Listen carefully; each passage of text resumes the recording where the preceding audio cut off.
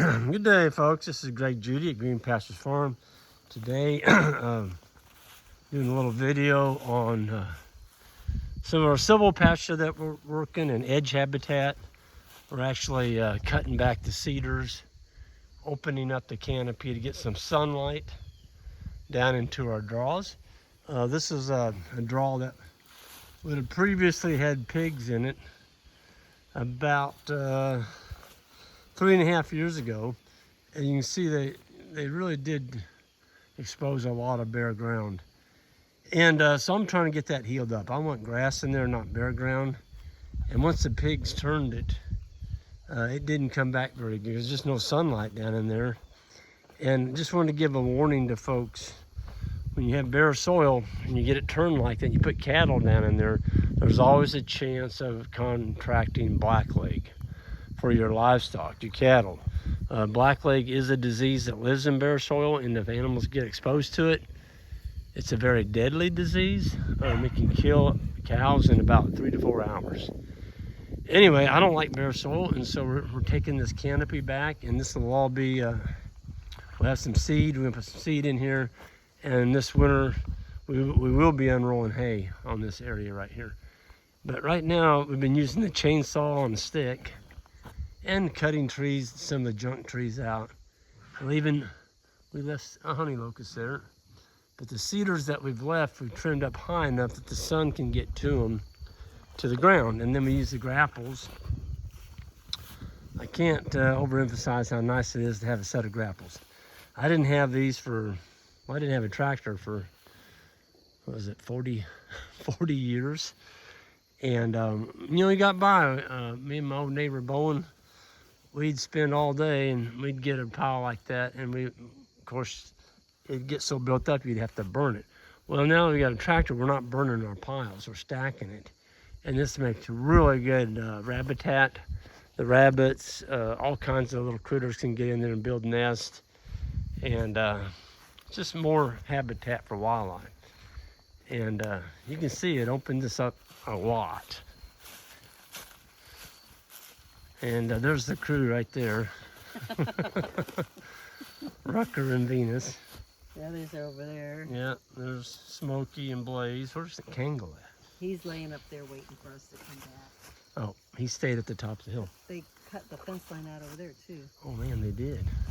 So we had a bunch of autumn olives coming up in that fence line, and the boys hammered that. They took and knocked all the... I tell you, these autumn olives just don't quit. They just keep coming and keep coming. So you really got to stay on top of them, or they'll take your farm over. That's what they'll do.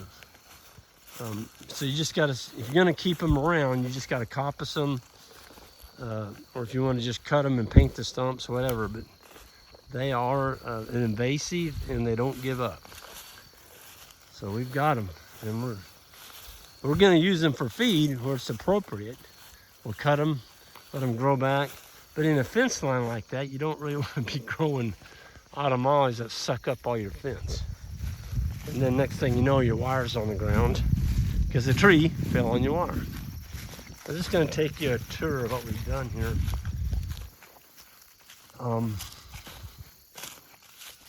Yeah, there's a lot of trees. Why didn't they paint this stump and they painted that stump?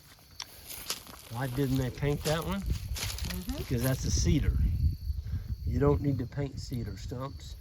And this one over here is an elm. And if you don't paint that elm, there'll be 30 elm trees growing around the edge of that thing. So cedar stumps you don't need to paint. Of course, we don't have any pine, but if you cut a pine stump, you wouldn't need to paint it either. But every other stump you cut, you need to paint, unless the tree is dead. If you cut down a dead tree, right, you don't need to paint the stump on a dead tree. These are all elms. Elms are considered kind of a junk wood. We left a really nice white oak here. That's going to make a really nice shade tree. Now that we've taken a lot of these other junk trees out. They left wild cherry. A lot of people freak out about cherry trees. I've never lost a cow to cherry, but you know, if a tree limb does fall off of that cherry tree and it falls on the ground and it's wilting, and let's say you have one cow go there and eat all the leaves off that tree, it could kill her.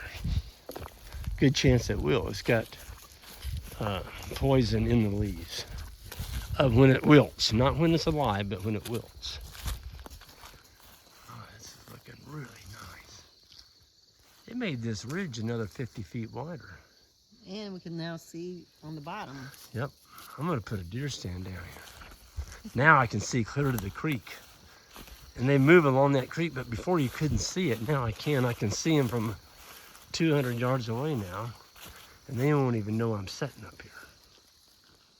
That's gonna be cool. We opened up all kinds of possibilities here. Grab that sticks. This is part of Judy Farm that we're walking on. Our house is right on the other side of that draw over there. So we built a new pond over here on the left last year, and Johnny just put the rock skirt in it just a couple weekends ago. You can see there's a lot of area here that's got some bare ground on it now, and we're going to put that spin seeder on the four-wheeler, and then we'll get some older hay and just come down here and get this covered. And once you get it covered, you get a rain on it, you can expect to see some sprouts coming up.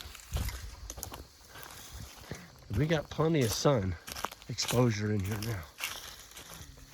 Folks, that grapple, man, it is a tool. I mean, look at all this brush we stacked. I mean, it would have taken you a couple months to do that by hand. And we did all this, well, from that corner up there down to this corner, we did that in one day.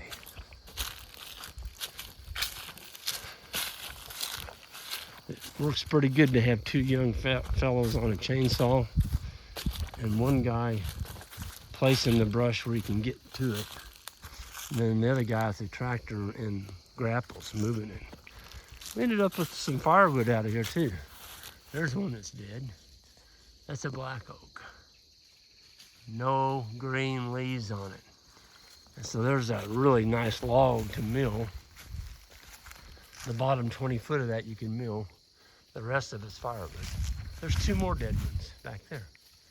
There's a beetle going through the whole Midwest, and it doesn't seem to be bothering the white oaks as bad as it is the black oaks.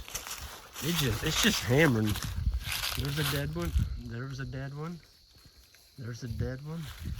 I mean, it's just getting them, boy. Well, there's three of them right there. Four. There's four dead black oaks right there. So I had a forester tell me, you know, if you got a black oak that gets about this size, you might as well cut it and get it milled. This one's been dead for about 3 years, and you can see that's all rotted already. And here's our pile of firewood. There's going to be a bunch more of them laid on there.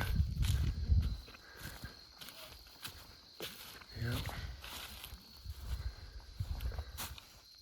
I like stacking them like that because it makes it really easy to cut them with a chainsaw. Because you can come up here, you're cutting up in the air, you're not cutting on the ground. So you're keeping your chain out of the dirt. You just gotta watch which one you're cutting and make sure they don't roll around on you. Well, this is gonna be fun. You don't even have to bend over. They're all up off the ground. We cleaned out this fence row along the creek, or along this bottom.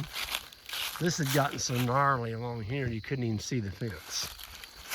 And we put the meter on the wire the other day, and I think it's up to 9,200 volts. And I think before that we were keeping it around 7,000. So we've gained, several thousand volts just taking the load off of that high tensile wire. And I've got it wide enough in here, I can run a brush hog along here and help keep it clean, you know, because next year, well, all this stuff we cut, if we didn't get it painted, it's gonna come back. We've got a lot of habitat down in here now.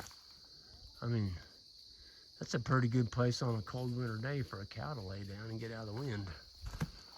We've got brush piles on both sides of this draw now. This is all done in very short order with grapples.